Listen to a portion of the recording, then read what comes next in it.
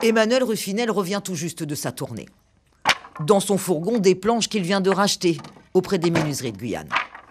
Ce bois, c'est sa matière première, son outil de travail, le voici. Une immense cuve qu'Emmanuel Ruffinel a transformée en four à charbon. C'est le seul producteur officiel de charbon en Guyane.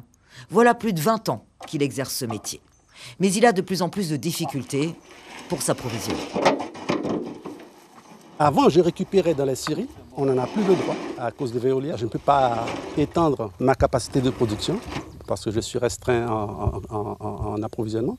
Donc, il y a les entreprises de charpente de bois industriel, à Dégradé-Cannes, à Montsenieri, à Olarivo, un petit peu partout où je me fournis, mais c'est pas ça. Le producteur subit aussi la concurrence des vendeurs de charbon des bords de route. Du charbon qui arrive souvent dans les supérettes ou les stations-service. Une concurrence déloyale qui met en péril son entreprise. Où l'ont-ils pris ce charbon? À quelle mesure, par quels moyens ils ont fait pour avoir ce charbon, le reconditionner, où l'ont-ils le reconditionné et par quels moyens ça fait pour entrer sur le circuit légal? Un charbon vendu sur le circuit légal on doit être capable de suivre la filière.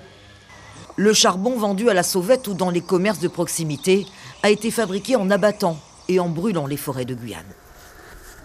Je n'ai jamais coupé un arbre dans la forêt guyanaise pour faire du charbon. Et ça, j'aurais préféré fermer l'entreprise au lieu de me voir attaquer la forêt. Je suis guyanais, j'aime mon pays.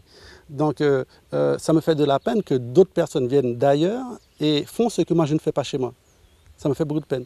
Et en plus de ça, non seulement ils font ce que je ne fais pas chez moi, mais ils me pénalisent. Emmanuel Ruffinel a dû réduire sa capacité de production cette année en raison du nombre de concurrents illégaux inondant le marché et de ses difficultés à s'approvisionner.